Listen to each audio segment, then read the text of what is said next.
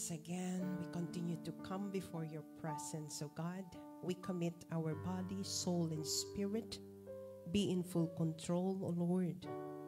And we ask you, Holy Spirit, to anoint your words, that it will pierce our hearts and transform and change our lives, O God. Anoint our ears, both our ears, O God, the left and the right, to receive your word joyfully. Let our hearts be receptive, O God. And as for me, Lord, hide me behind your cross, that you alone be seen and be glorified. For I am nothing apart from you, O God. I stand before your people, O God. They are yours. They are your people. In humility I come, O Lord. You alone be magnified. Lord, I pray, enable me by your grace. Thank you so much. This is our prayer in Jesus' name. Amen. Please be seated in the presence of the Lord. It's good to be back here in Perth after how many years, right? From 2019, as Pastor Bell mentioned a while ago, that, I've witnessed how this outreach came into such trials and testings, after testing and after testing. But praise be to God, because I've seen some of the old faces still now. Thank you for their lives. Thank you, Manang Banji, for staying. Thank you, Manang Elma. Thank you for the Kaswang family. Praise the Lord. I still remember, can I just share testimony for a bit? Because my heart is overflowing with joy seeing how this congregation grows. Yes. Thank you also for staying, Sister Loida and family. And let me see. Oh, Brother Jerry. Where's Sister Remy? Oh, there you are. See, thank you for staying. During those times, Manang Banji, don't cry. During those times, I was here. I still remember that one night. Oh, ako yata yung naiiyak. Sorry. One night, there were just the two of us, Pastor Abel and I, and there were two activities simultaneously in one night, and that was Friday. And usually Friday was the youth Bible study. Thank you. There were so many young people before.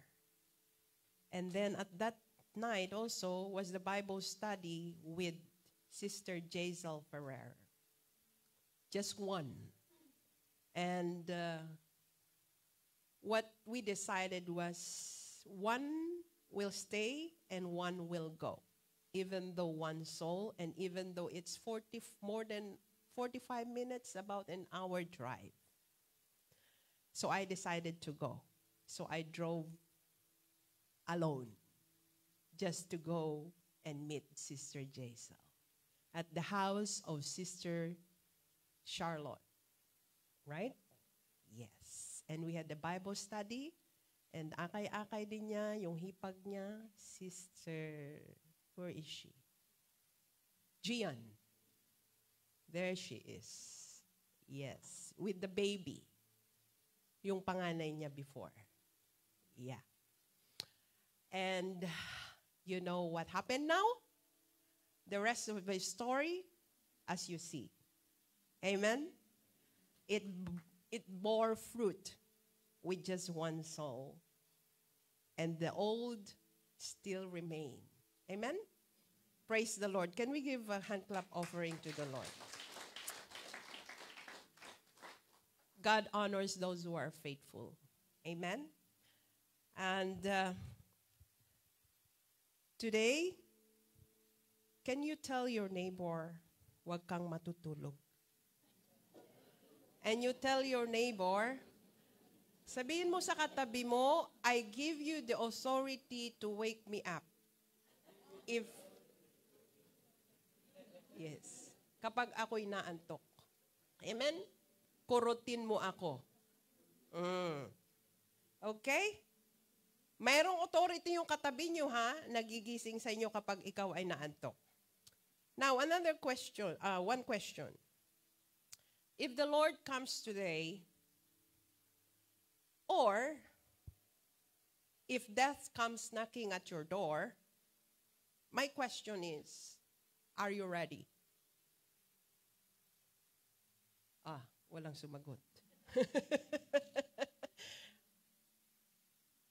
Yeah. The question is, are you ready? It's not, sa Tagalog is, hindi mo pinaghahandaan, but ikaw ay laging handa. Sa anumang oras na darating ang Panginoon, or sa anumang oras, nakakatok ang kamatayan sa buhay mo, kapatid. Tanungin mo nga ang katabi mo, handa ka na ba? You don't need to answer that, but let's see if we are ready from this sharing. I would like these verses to be projected in the New King James Version. In 2 Peter chapter 3, let's start reading from verse 11.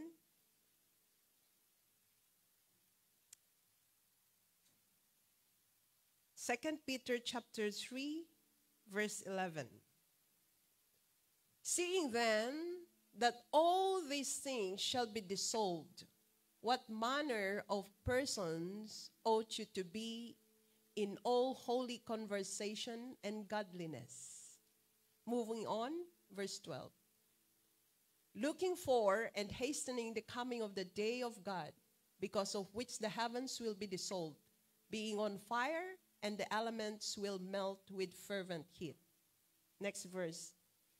Nevertheless, we, according to his promise, look for new heavens and a new earth in which righteousness dwells. Verse 14. Therefore, beloved, looking forward to these things, be diligent to be found by him in peace, without spot and blameless. Now, the coming of the Lord is so sure. Amen? Do you agree with that? But are we ready? That's the question. Now, in these verses that we have read, there are requirements of readiness. If we go back to verse 11, so that is the message. What are the requirements of readiness? Verse 11, therefore, since all these things will be dissolved, what manner of persons ought you to be in holy conduct and godliness? Prior to this verse, can you please project verse 10? Verse 10. Verse 10 of 2 Peter chapter 3. Not Proverbs 3:10.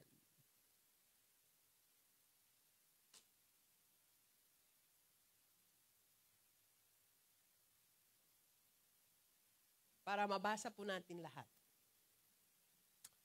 Okay, 2 Peter 3:10. But the day of the Lord will come as a thief in the night, in which the heavens will pass away with a great noise, and the elements will melt with fervent heat, both the earth and the works that are in it will be burned. Napakaliwanag po ng ating verse dito na ang pagdating ng Panginoon ay parang isang magnanakaw, a thief in the night, in which the heavens will pass away with a great noise. Kaya may kaingayan sa paligid. And then sabi niya, and the elements will melt with fervent heat. So lahat po ng nakikita po natin ngayon, it will be melt, both the earth and the works that are in it will be burned. So lahat po ay matutupok, magiging abo, ang lahat-lahat po ng nakikita natin ngayon. Kaya ang lahat ng bagay dito sa lupa ay but temporal. Temporary lamang po yan. Dahil sa salita ng Diyos, lahat po yan, pagdating ng Panginoon, lahat po ay matutupok. Kaya kahit anong kaganda yung ating bahay, kahit gaano kalaki or kahit gaano kaganda, kagara ang ating sasakyan, it will be melt one day. Kaya ano ang mahalaga pagdating ng Panginoon is our heart that is ready. Kaya kung papupunta tayo doon sa verse 11, ano yung sinabi niya? Paano tayo maging handa? Ano yung mga requirements o ano yung dapat nakikita sa atin na isang sign na tayo ay handa sa kanyang pagdating? Sabi niya doon sa verse 11, since all these things will be dissolved, what manner of persons ought you to be? So anong uri daw ng hindi lamang isang ordinaryong tao, kundi nananampalataya sa Panginoon? Anong uri kang Kristiyano na matatagpuan or madadatnan ng ating Panginoon at that time na darating siya? Sabi niya, we have to be in holy conduct. So that's number 1 requirement. Holy conduct. Hindi niya sinabing, kailangan maging active ka sa lahat ng mga activities.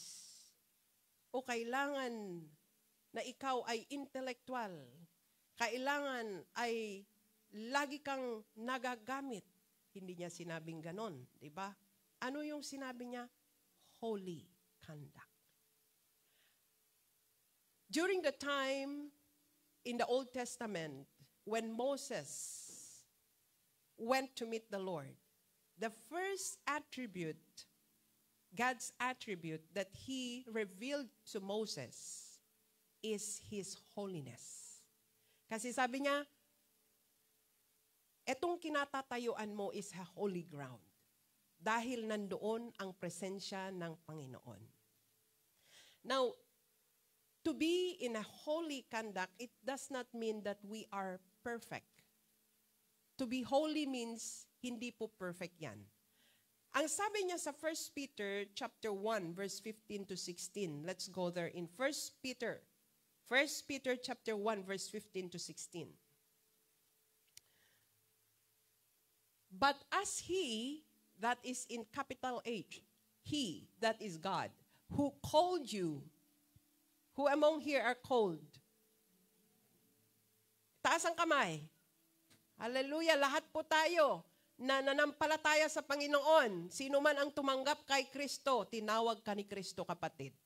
Kaya sabihin mo sa katabi mo, you are called. Wala, kahit na sino mang hindi, na tumanggap kay Kristo ay hindi tinawag. Lahat po tayo, we are called. Amen? Now, sabi niya, He who called you is holy. Ano yung kanyang command? Or kailangan niyang makita sa atin. Sabi niya, you also be holy in all your conduct. So, bawat aspeto ng buhay po natin ay nararapat na kalugod-lugod sa paningin ng Diyos. Amen? Ang ibig pong sabihin ng holy, let's go to verse 16 first. Sabi niya, because it is written, be holy, for I am holy. They quoted the verse or the scripture in Leviticus. That they got it from that. Sabi niya, be holy, for I am holy. What does holy means? That means that God has set us apart from the world. When we receive Him as our Lord and Savior, hindi na tayo dapat kasali sa mundo. What I mean is that hindi ka aalis dito sa mundo, kundi hindi ka na nakikisang-ayon sa gawain ng mga makamundong bagay. Makamundong gawain. Because God has set us apart. We have to make a difference. Difference sa mga hindi tumanggap kay Kristo. Those who have rejected the gospel of Christ. We have to be dedicated sa ating Master, sa ating Lord. How? Sabi niya in verse 17, is the same book. Jump into verse 17. Sabi niya dito, and if you call on the Father who without partiality judges according to each one's work, conduct yourselves throughout the time of your stay here in fear. That means in reverence with God. And also, so that fear is the fear of the Lord. The fear of the Lord is reverence to God. And also in verse 13, if you go to verse 13 of the same book, sabi niya doon sa verse 13, therefore gird up the loins of your mind. Now, to gird up the loins of our mind is to discipline our minds. So in holy conduct, it means that we are to conduct ourselves in holiness, in reverence, or in the fear of the Lord, in reverence of God, and disciplining our minds, because to gird up the loins of your mind means to discipline our minds. Because ang isipan po natin, this mind is the battleground. Dito naglalaban ang demonyo. Kasi kung ano-ano ang ininject niya sa isipan natin. Kaya kailangan disiplinahin natin dito. Sino ang didisiplina? Hindi yung katabi mo. Hindi ako, kundi tayo na may katawan nito. Tayo na may kaisipan nito. Amen? Sabi niya, be sober and rest your hope fully upon the grace that is to be brought to you at the revelation of Jesus Christ. Kaya every time the devil will come and attack our mind, no, we have to be alert. To be sober means to be vigilant, to be alert, always on the watch. Because the devil is like a roaring lion, ready to devour us. And so, sabi niya, rest your hope fully upon the grace that is to be brought to you at the revelation of Jesus Christ. We have heard a lot about depression. Kaya, for us to guard our mind is to rest our hope fully upon the grace of God. So that yung ating mind ay magwardyahan. No? So that pagdating ng Panginoon, ready po tayo. We have to discipline our mind. We have to exercise self-control. Another verse we can see from this book, chapter, in verse 22. Move on to verse 22. Sabi niya dito, since you have purified your souls, how do we purify our souls? It is in obeying the truth through the Spirit, capital S, in sincere love of the brethren. Love one another fervently with a pure heart. So, you see how we are being purified by obeying the truth. So, in obedience to the truth, we are being cleansed. We are being purified. Kaya, the more we obey, the more we are being sanctified. The more we are being purified. Until the day the Lord comes, we are in that process of sanctification. We have not yet come to our full salvation, to the fullness of our salvation. My dear brothers and sisters, we are still in the process. Kaya napakahalaga po yung sanctification natin. Because what God desires, what kind of bride the Lord desires, na daratnan niya is a holy bride, a pure and blameless bride. Amen? Now, kinakailangan po natin yan na disiplinahin ang ating kaisipan. And for us to discipline our mind is we need to focus on the Lord Jesus, trusting in the Lord to get us to that final destination. Hindi pa ito'y nakakarating, ano? Pagka dumating ang kamatayan or dumating ang Panginoon, after that, hindi yun yung end. May judgment pa. No? May judgment pa after death. Hindi yung, mamatay na sana ako para matapos na ang lahat. No. But judgment will come after death. Kaya wala pa tayo doon sa ating final destination. We will all be judged and the Lord will decide where will our soul go. Kaya we have to prepare ourselves in holy conduct. Sabi niyang ganon. Ngayon, let's move on. Going back to 2 Peter 3. In verse 11, still in verse 11, 2 Peter 3. Let's move to number 2 point. Therefore, since all these things will be dissolved, always remember, all these things.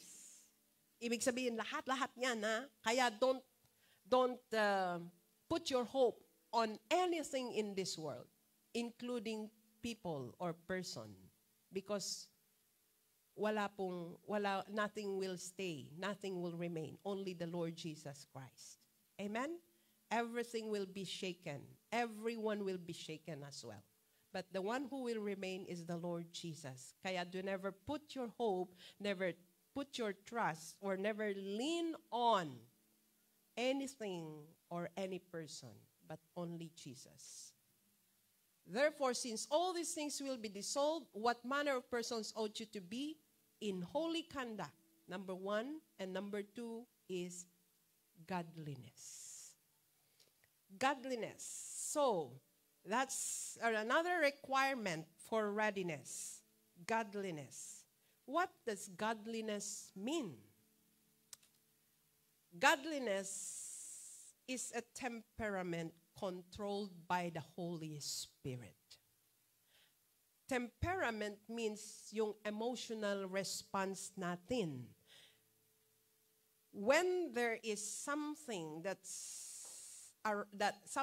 arises, merong nangyari in each situation, how do we respond?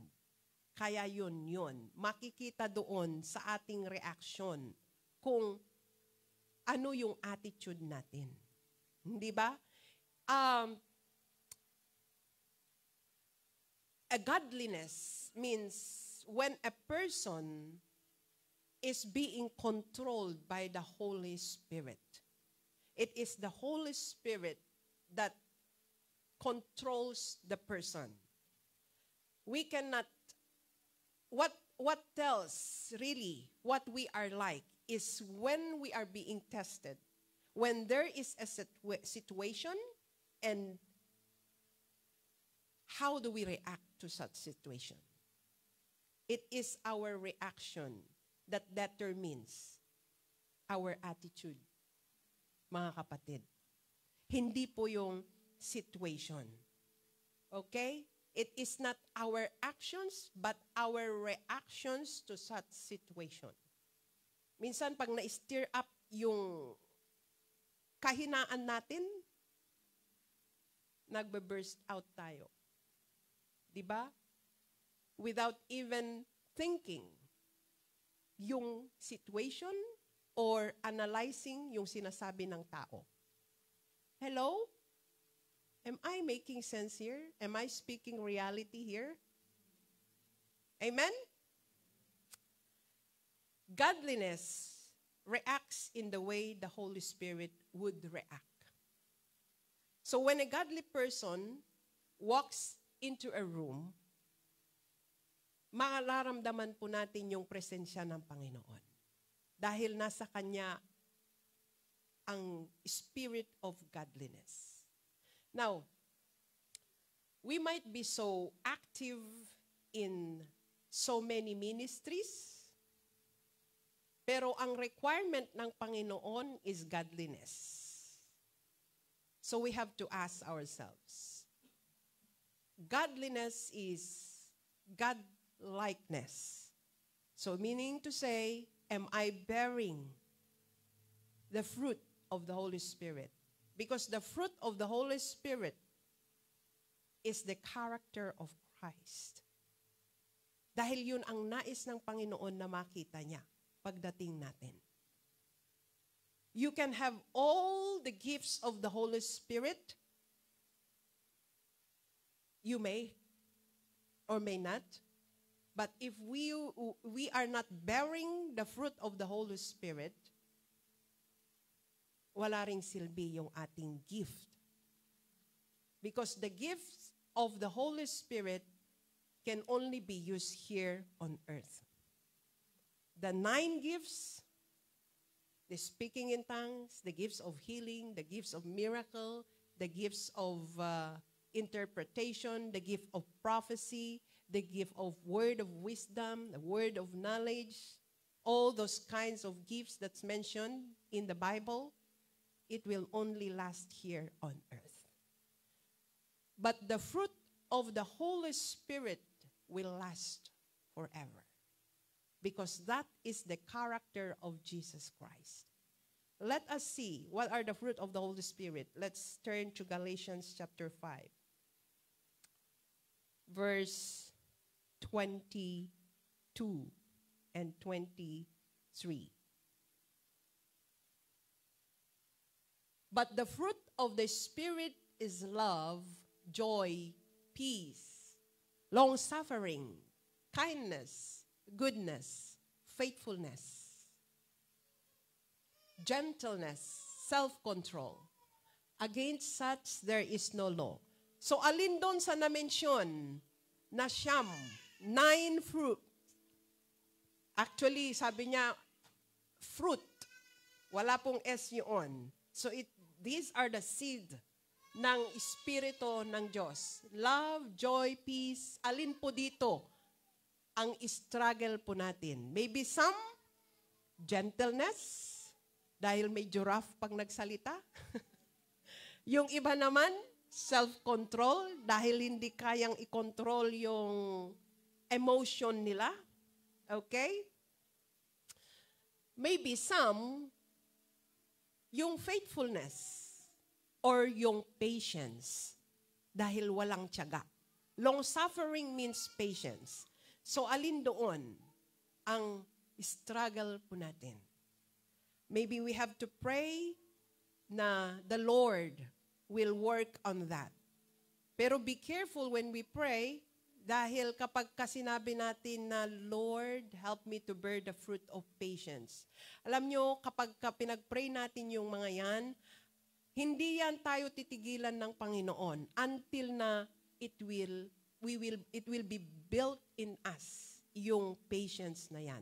Kaya, dadaan pa tayo sa mga maraming pagsubok about patience, kung yung patience ang pinagpe-pray natin na mamunga sa atin, na ma-build sa atin. Mahirap yon dahil dadaan tayo.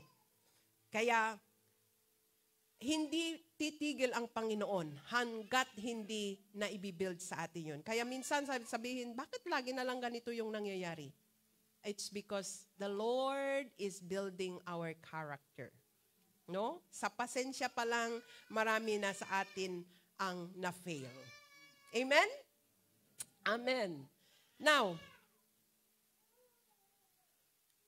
let me remind each one that ang mahalaga po sa buhay ng Kristiyano ay hindi po yung palagi-lagi na lang tayong nasa mga activities, kundi yung namumunga din tayo ng banal na Espiritu. Bunga ng banal na Espiritu. Okay? Let me remind you that. Kasi mahirap po na active nga tayo sa lahat ng ministry or sa bawat activities, but let's check our attitude. Let's check our heart. Are we bearing? Do they see Jesus in me? Amen? Now, I'm not saying na hindi kayo mag-attend sa mga activities ninyo. But what I'm trying to say here is that let it be that the fruit of the Holy Spirit be birthed in us. Now, godliness is also accompanied with contentment. If we turn our Bible in 1 Timothy chapter 6, verse 6 to 10. 1 Timothy chapter 6, verse 6 to 10.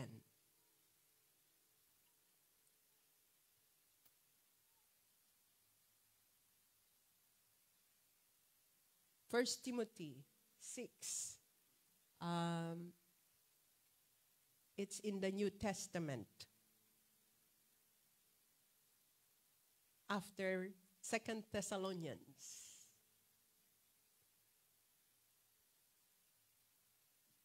First Timothy chapter 6, verse 6 to 10. Now, godliness with contentment is great gain. See? Godliness is accompanied with contentment is great gain. For we brought nothing into this world, and it is certain we can carry nothing out. Contentment is very important po sa buhay ng bawat isa sa atin. Because without contentment, even though we have godliness, hindi po kumpleto yun. We cannot gain a great gain without contentment. Kaya napakahalaga that we accompany our godliness with contentment. Now, hindi sinabi ng Bible na kasalanan ang magpayaman. Hindi niya sinabi yan that it is sin to be rich. Pero kapag yun ang focus natin at lagi-lagi na lang yon ang ginagawa natin at nakakaligtaan na natin ang ating fellowship sa Panginoon, then nagiging kasalanan na yon. Dahil greediness na po yun. Amen? Ang tinitingnan ng Panginoon is yung puso ng bawat isa sa atin. May kaibahan po kasi yung if our hearts is if our hearts are focused on making money, or we use the money para masustain yung ating pang-araw-araw na pangangailangan, nakikita po ng Panginoon yan. Now, if you continue in verse 8. And having food and clothing, with this we shall be content. You see? Sino dito ang kontento ng food and clothing lang ang meron siya? Oh, I want more, Lord. Gusto ko ng malaking TV. Gusto ko ng malaking bahay. Gusto ko ng may sasakyan. Wala sa atin dito, I believe, no? Na kontento lang sa food and clothing. Kasi marami tayong wants.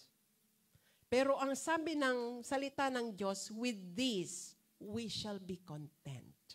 Kasi yun lang daw naman ang kailangan natin, food and clothing, a roof over our head. Pero dito tayo na-fail. Diba? Do you agree with me? Yes. Now, moving on, verse 9. But those who desire to be rich fall into temptation and snare. Take note of the word desire. If we desire to be rich, we desire to have more money, we desire to have more and more wants. Sabi niyang ganon, they will fall into temptation and a snare, and into many foolish and harmful lusts, which drown men in destruction and perdition. You see? Anong kahihinatnan ng mga taong who desire to be rich, to have more? They will fall into temptation, and then they will drown man in destruction and perdition. Sabi niya. Moving on, in verse 10. For the love of money, love of money. Hindi po yung money ang problema, kundi yung tao who love the money. Okay? For the love of money is the root of all kinds of evil, for which some have strayed from the faith in their greediness and pierced themselves through with many sorrows. Kaya mag-ingat-ingat po tayo. Now, if you jump to verse 17, in verse 17, sabi niyo, command those who are, sabi niya sa salita ng Diyos, command those who are rich in this present age not to be haughty. To be haughty means to be proud, not to trust in uncertain riches, but in the living God, who gives us richly all things to enjoy. You are blessed here in Perth because most of you are settled here. And I believe most of you are citizens now. Amen po ba? Marami ba dito ang mga citizens na?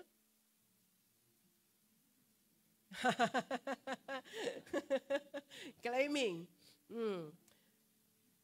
Kaya, itong word ng Panginoon sa atin, let us not aim to be rich. Because when we fall to that, it will lead us to destruction and perdition. Kaya mga kapatid, mag-ingat-ingat po tayo. Let us be content. In Matthew 6, verse 21, sabi niya sa Matthew 6, verse 21, let's read. For where your treasure is, there your heart will be also. Kaya kung ano ang dinedesire ng puso po natin, yun po yung treasure natin. Now, if we desire to be more closer to God, then that is our treasure. But if we desire for more things of this world, then yan yung treasure mo. Amen? Kaya,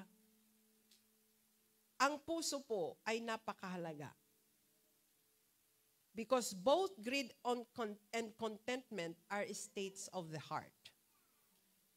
Sabi niya sa Matthew 6:33, I know you memorize this verse. Seek first the kingdom of God and His righteousness, and all these things shall be added unto you. This is one of my favorite verse. And this is what I apply, this principle is what I apply in my life. Seek first the kingdom of God and His righteousness, and all, sabi niya, all, can you say all? That means walang hindi ibibigay ng Panginoon. These things shall be added to you. So if we reverse that, uunahin natin yung all these things na i-add sa sarili natin, baligtad na yung flow. Okay? Kaya kinakailangan mauna muna ang kingdom ng Panginoon. Where's the kingdom of God on earth? The church. And His righteousness. That means to seek to live righteously before the Lord. And that the Lord will bless us. That is His promise that He will add all these things that we need in life. And then let's move on in going back to 2 Peter chapter 3. Now we are in verse 12. Verse 12, looking for and hastening the coming of the day of God. Let me see the hands of those who are looking for the coming of the Lord. That means you are excited to see the Lord Jesus Christ. Let me see the hands of those who are excited. Oh, wow. You are really looking for. And sabi niya, hastening the coming of the day of God. Or in the other version, speed the coming of the Lord. We can speed the coming of the Lord. Don't you know that? Pwede nating mapabilis yan. How? Let's turn our Bible in.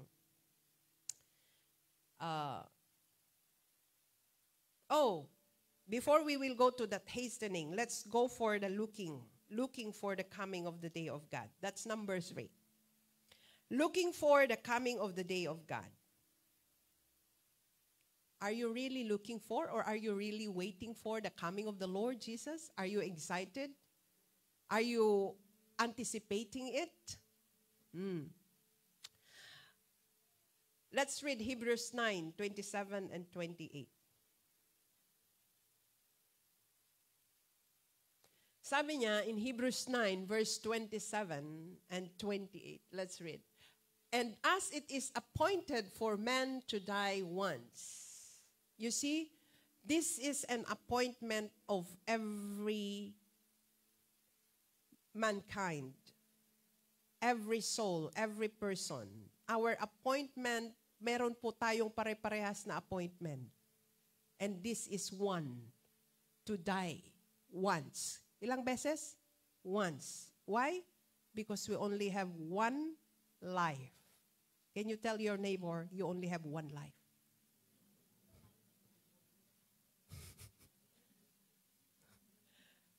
So that is one appointment to die once. Pero hindi po magtatapos yun doon. Hindi po yun ang ending. After that, may kasunod. Sabi niya, but after this, what will happen? The judgment. So ang unang appointment is to die. And the second appointment, we will face the Lord Jesus. And that is the judgment. Ang pagharap po sa Panginoon na hindi po by group or by congregation.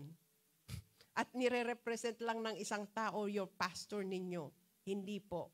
Kundi individually, and then we will face the Lord Jesus.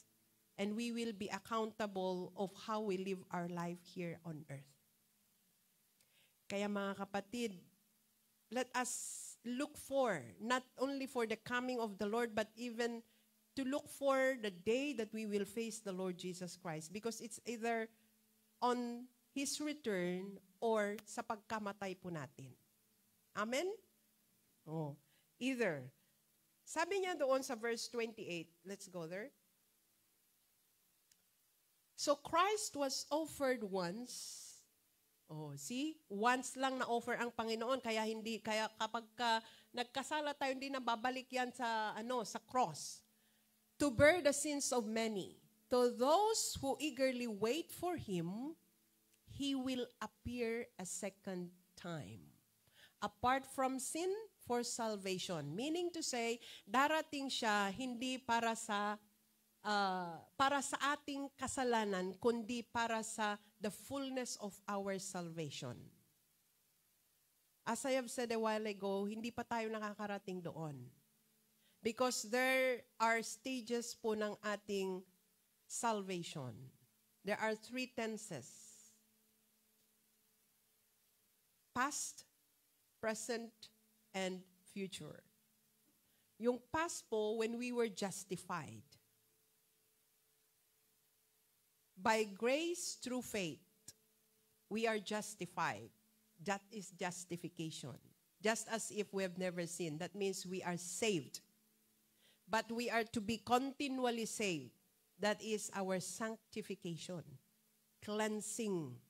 Cleansing po natin personally and cleansing of the church.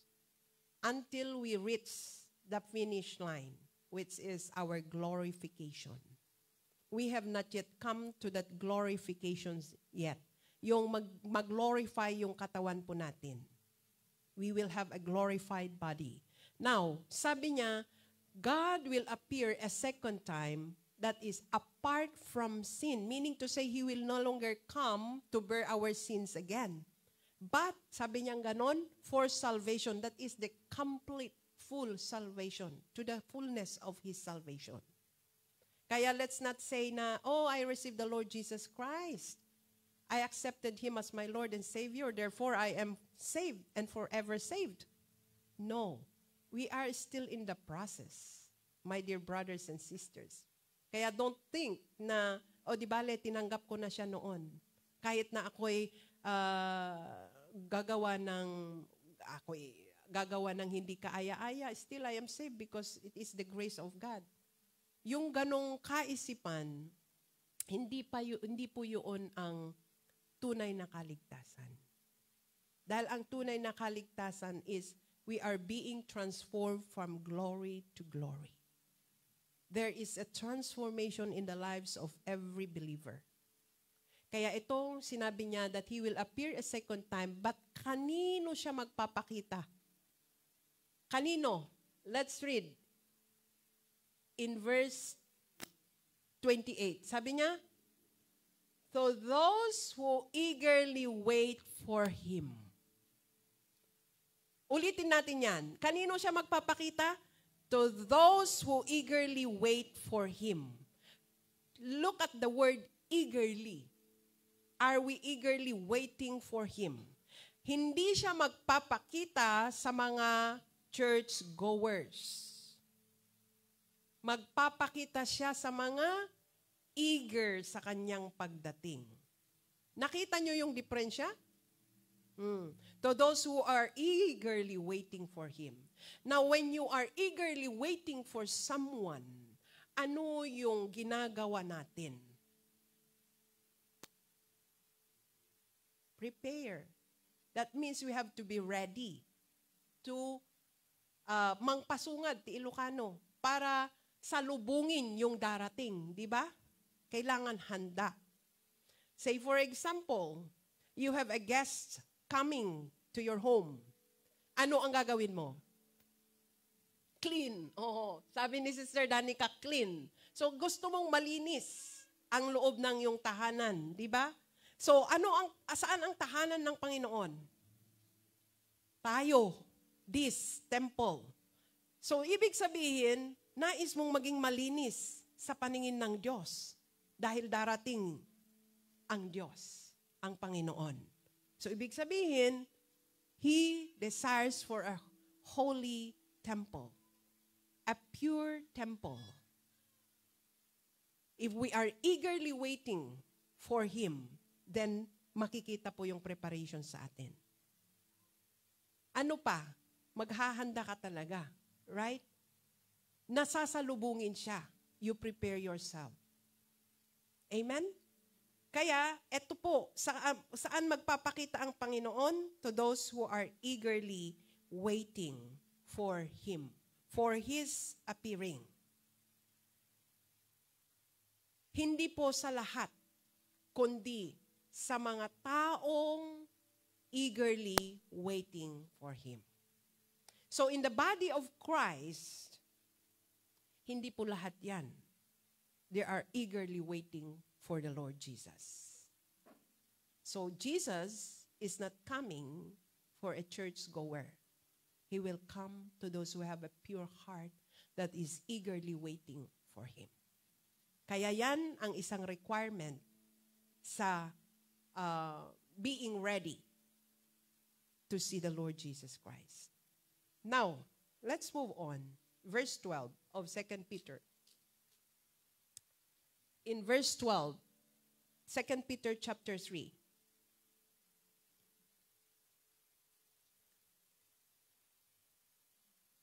Looking for. So that's number 3. Now we go to number 4. And hastening the coming of the day of God. We can hasten or we can speed the coming of the Lord Jesus Christ. How?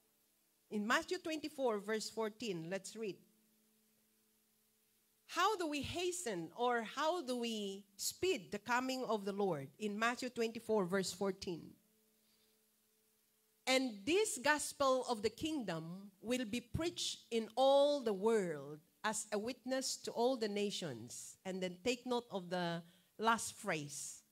And then the end will come. Before the end will come, that means before the Lord comes, He's not talking about the end of this world, the heaven and the earth, but He's talking about the end of the stage of the Holy Spirit. Dahil sabi niya, this gospel of the kingdom will be preached in all the world as a witness to all the nations. Ano yung gospel of the kingdom? Ano yung gospel of the kingdom? It is the gospel of Christ. If it is being preached in all the world as a witness to all the nations, then the end will come. Kaya may trabaho po ang bawat isa sa atin. That is how we will speed the coming of the Lord. By preaching the gospel of the kingdom of Jesus Christ. Ngayon, kung hindi natin gagawin yan, it delays the coming of the Lord Jesus Christ. Because ang pagdating niya will only happen when the gospel of the kingdom will be preached in all the world, as a witness to all the nations. to all the nations. Kaya kapag yan, narating na niya lahat ang the remotest area, napakinggan na ng lahat ang gospel of the kingdom of Jesus Christ, then the end will come. The end will not come until the gospel of the kingdom has been preached in all the world to all the nations. So tayo po ay may responsibilidad to be involved in the preaching of the gospel of the kingdom of Jesus Christ. Bawat isa na tumanggap kay Kristo ay responsibility po natin. Hindi lamang po yung pastor, hindi lamang po yung leader, but everyone who received the Lord Jesus Christ is responsible of preaching the gospel. Now, if you cannot preach the gospel, maybe sasabihin, ay, wala akong alam, hindi ko alam kung paano umpisahan or paano ko i-share. You have your testimony, how God has transformed your life. Your testimony is a message. It is a message to the people na hindi pa nakakakilala sa Panginoon. The way we live, when they see that changes in our lives, the transformation in our lives, that alone is a message. Kahit hindi ka magsalita, your action speaks louder. Because they will see how we live our lives. If our light shines brightly, because we are called to be the light and the salt, no? Then people will see that Jesus is in us. They will see Jesus in you and me. Amen? Kaya wag po tayong, let us not keep to ourselves kung ano yung binigay ng Panginoon sa atin. Yung natanggap nating biyaya sa Panginoon, wag po nating sarilinin. Okay? Meron yung kasabihan ng mga taga-Highland. Ano yon? One. Mabukod ang tigawis. Kunada. Oh. Kaya we have to share. Amen? Oh, so that's number 4. Number 5, let's move on to verse 14 in 2 Peter chapter 3. 2 Peter chapter 3, number 5, let's see. Therefore, beloved, looking forward to these things, be diligent to be found by Him in what? Peace. To be found by Him. To be found by the Lord Jesus Christ. Ano yung gusto niyang madatnan? To be found. The Lord Jesus wants us to be found in peace. In peace. That's number 5. Sometimes it's hard. Dahil sa loob pa lang ng tahanan, may mga problema na. Hindi ba? Hindi nagkakaunawaan ang magkakapatid. Honestly, sa aking pamilya, meron ding mga ganyan. We all came from a dysfunctional family, I believe. Wala sa isang pamilya ang perpekto. Amen? Sino dito ang perpekto ang pamilya? Palakpakan natin. Wala po yan. Dahil lahat po tayo ay may mga problema sa loob ng tahanan. Amen? But in Romans 12:18, sabi niya, in Romans 12:18, maging nga sa loob ng church minsan hindi tayo nagkakaunawaan, di ba? Meron may yung naggagasgasan, meron yung nagkakasagutan. Dahil wala pong perfecto na isang pamilya or isang pamilya ng Panginoon. Whether in natural or in the spiritual. Sabi niya in Romans 12:18, pero ang sabi ng Panginoon, if, so it is conditional. If, sabi niya, it is possible, as much as depends on you, live peaceably with all men. Yun ang sabi ng Panginoon sa atin. Because may mga situation po na hindi po natin kontrolado. Hindi po natin hawak yan kahit na we desire to be at peace with other people. Pero kung yung isa naman is he is still provoking and is still troubling you. But tayo na may mas malawak na pangunawa, we should be the one na to as much as depend. Sabi nga niya live peaceably with all men. Because it lies unto each one. Nasa atin po yun. Nasa atin po yung control na yun. Kaya, let us live peaceably with all men. No? Kung meron man tayong mga resentment or bitterness towards yung mga taong mahirap nating i-deal or may mga problema sa mga attitude, let us let go of that. Let us let go of that and let us live peaceably with them. Dahil yung mga bitterness, resentment, anger, hatred, parang cancer po yan, mga kapatid. And it damages us. It ruins us. It pulls us down. Kaya, let go. Let go. Let go of any offense. And let us live in unity. Unity of the spirit, unity of the heart, and unity of the mind. Dahil hindi po kaagaya-aya sa Panginoon, ang sa isang tahanan ay hindi nagkakaisa. May mga hatred, may mga anger, may mga resentment na nangyayari. Kaya mga kapatid, let us try as much as depends in us to live peaceably. Let's resolve every conflict. Let's resolve every resentment. Amen? Whether at home, or whether in the church, at work, or wherever we are. Whether to our neighbors. Sabi niya in Hebrews 12:14, Hebrews 12:14, pursue peace with all people and holiness, without which no one will see the Lord. You see that? Kaya napakahalaga po yung peace and also the holiness, because kung wala daw yon, no one will see the Lord. So, yun po yung mga requirements sa atin. Kanina na-tackle na natin yung holiness. And also now, in peace. Going back to our main text in 2 Peter chapter 3. Verse 14. What is next?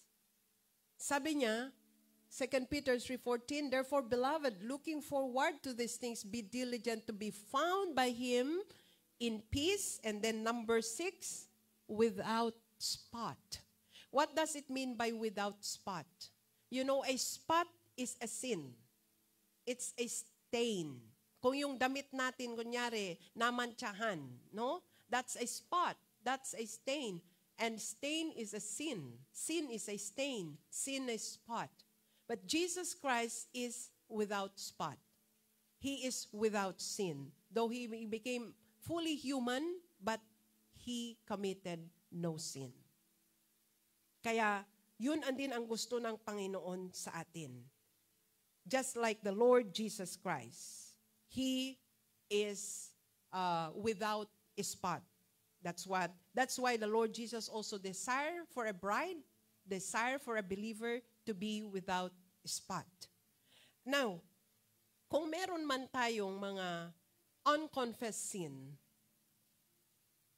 be careful kasi those unconfessed sin cannot be forgiven.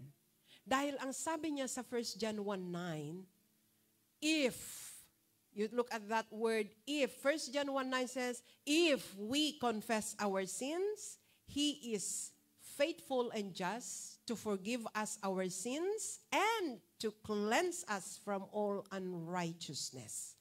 Kaya, if we do not confess, hindi yan mapapatawad.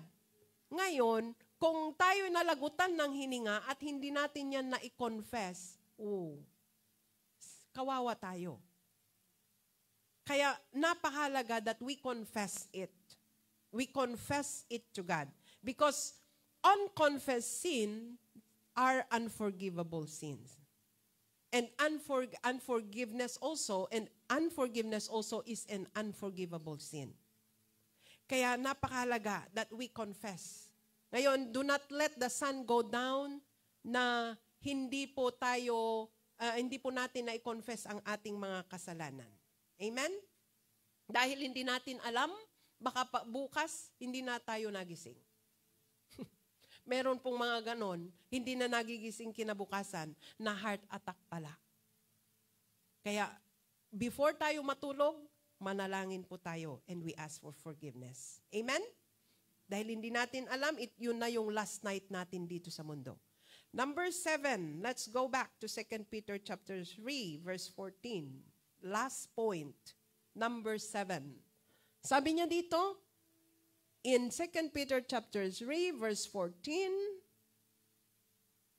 going back there, now be diligent to be found by Him in peace, without spot, and blameless. What does it mean by blameless? Blameless means wala pong isisingil ang Panginoon sa atin. We will not be found at fault, no? We have done what the Lord had asked us to do. That means we should not neglect any tasks or duty God has given us. Whatever our duty is, we have to do it. Ano yung binigay ng Panginoon sa atin? Isang mandate po, go. Go and preach the gospel. Kaya kapag hindi po natin ginawa yun, no. Sasabihin ng Panginoon, what have you done with your time? What have you done with your resources? What have you done with your talent? What have you done with your temple? O 4 na T. Time, talent, treasure, temple. Anong ginawa natin? Because we will all face judgment. We will all face the Lord Jesus Christ. Ang sabi niya sa James 4:17, sabi niya dito, in James 4:17, ito po yung definition ng kasalanan sa Bible. Kaya if you look for a definition of sin, go into the Bible, and this is the definition of it. Therefore, to him who knows to do good and does not do it, to him it is sin. Ulitin ko yan. Therefore, to him who knows to do good, alam mong gumawa ng mabuti. Tapos, hindi mo ginawa. Ano yun? Kasalanan.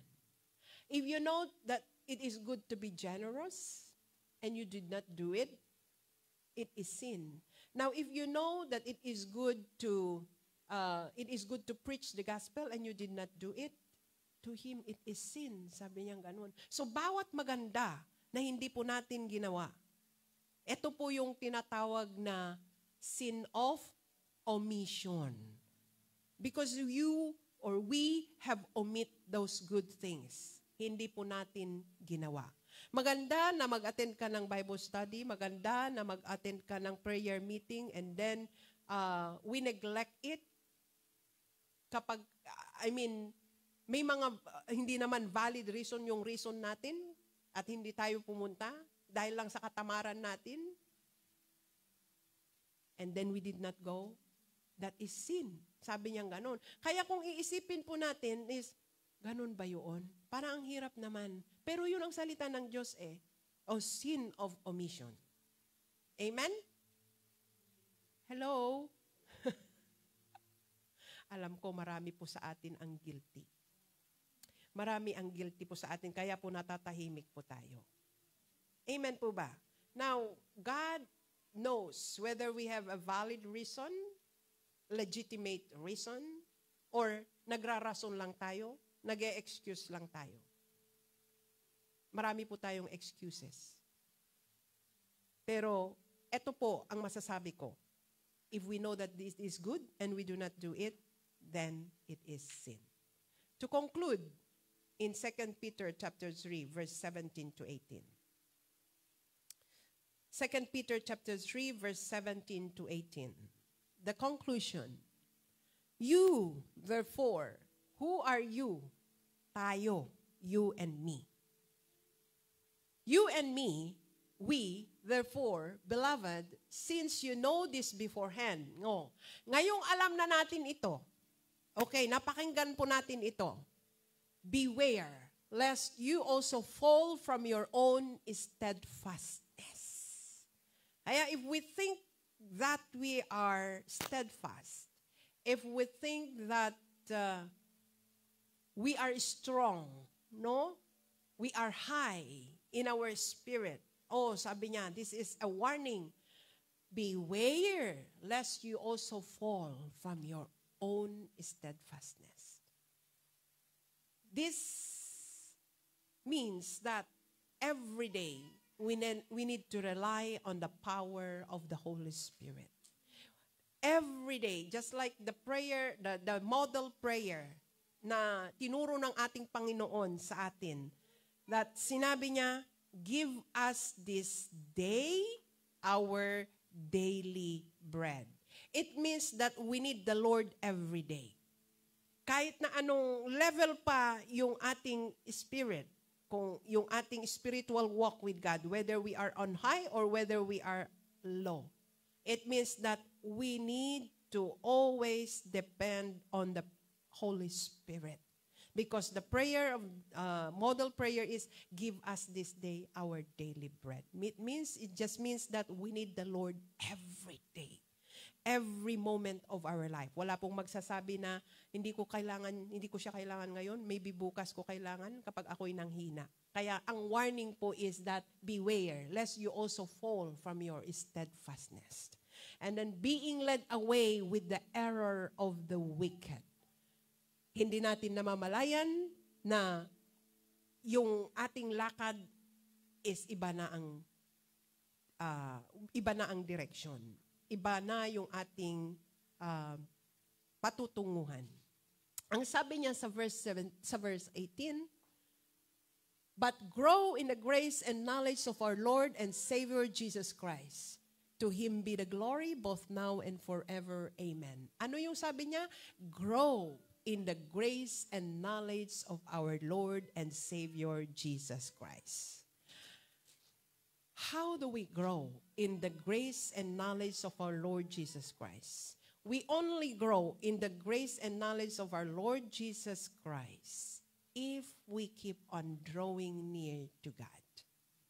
May I ask, my brothers and sisters, how is our personal devotion to the Lord?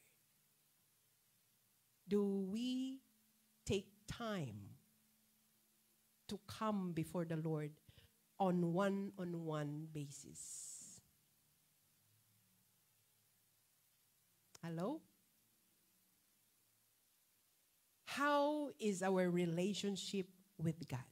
Because we can only grow in the grace and knowledge of our Lord and Savior Jesus Christ if we constantly and consistently communing with God in prayer, in worship, and in the Word. Now, if we neglect that on a daily basis, how will we grow in the knowledge of His grace and His love? Kaya napakahalaga po yung ating personal time with the Lord, our quiet time with God. Do not neglect it. Kasi kahit na very active tayo sa ministry, very active tayo sa lahat ng mga activities, we are always present, but look deep within. Look deep within. Am I growing in my relationship with God? Am I cultivating it? Am I getting closer with the Lord? To know the Lord more is we have to get closer to God by drawing near to Him. Kaya mga kapatid, yan ang warning sa atin. Because the Lord is coming soon. Amen? I encourage you, my brothers and sisters, to keep drawing near to God. Because when we draw near, He will draw near to us. It is us who will come to the Lord. Hindi siya ang lalapit sa atin. Tayo ang dapat na lumapit sa Panginoon. So, have a self-reflection. Baka naman nagiging ministry-driven na po tayo. At we are no longer being motivated by God. Dahil kulang na kulang po tayo sa ating one-on-one fellowship with the Lord.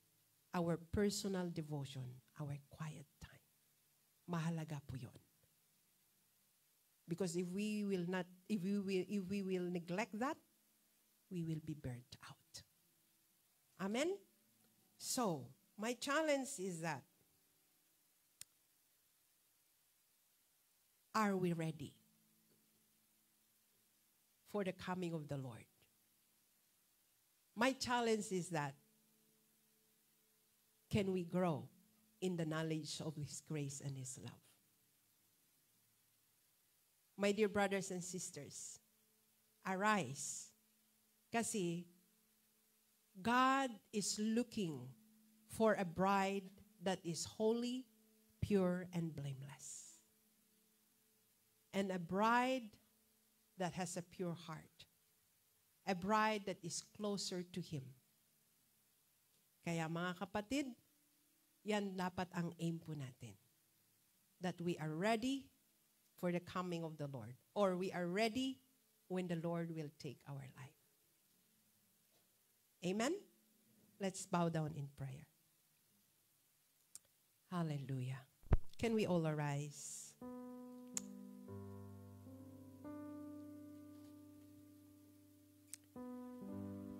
Now, my dear brothers and sisters, kung meron man po sa atin na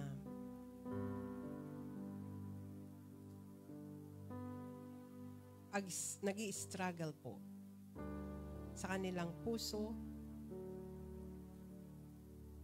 to really come closer to God, to really grow closer to God. Dahil sa maraming problema, dahil sa maraming pagsubok, let's just come before the Lord.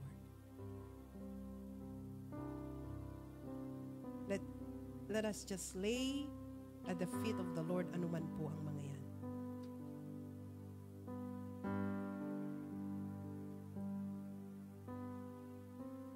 Let's arise, my dear brothers and sisters, from where we have fallen. Maybe we have neglected yung ating personal quiet time, our personal devotion. So let's just come before the Lord and ask for forgiveness.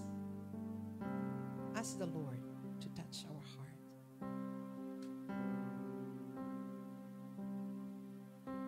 Take this time to do a self-reflection, mga kapatid. Just talk to God. Let's bow down and just close our eyes. Wherever you are standing, let's do a self-reflection. And talk to God.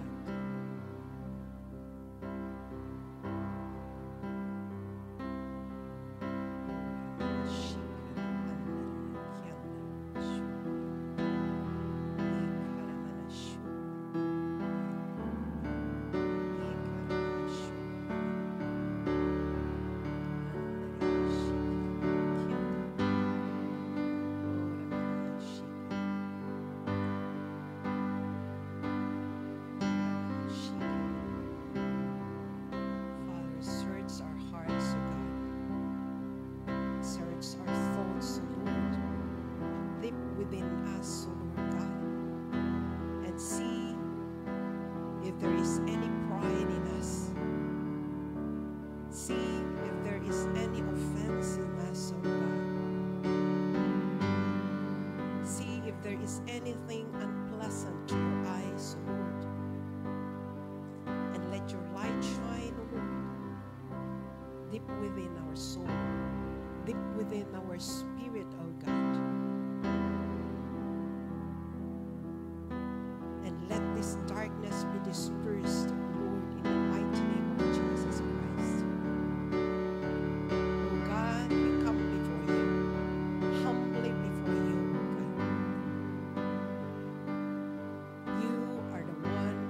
Knows our hearts. It is you who searches our thoughts and our minds, our heart, Lord God.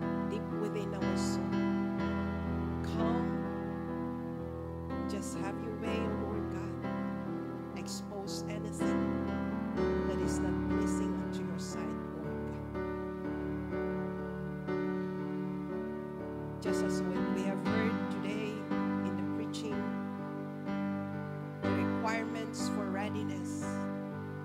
Lord, help us that you will find us worthy, holy, in peace, without spot, blameless, when you come or when you take us in glory, O God.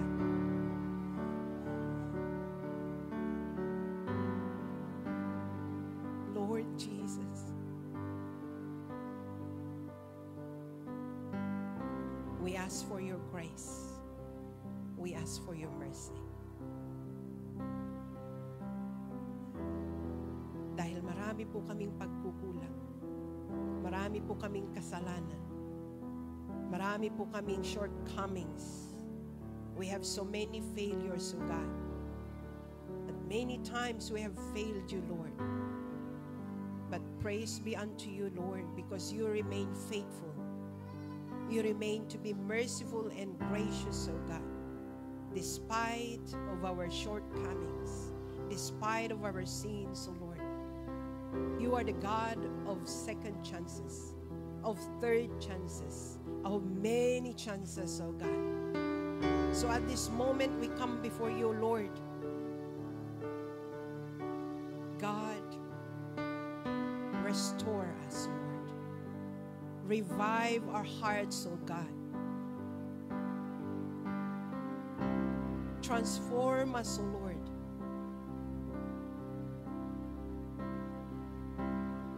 Lord, continue to speak to us. We ask, O Holy Spirit, be the one to be in full control of our lives. Help us to yield to you, O Holy Spirit, so that when the Lord comes, we are ready. For you desire for a bride that is ready at your coming. So God, we continue to bring to you our whole being, our body, soul, and spirit. Have your way.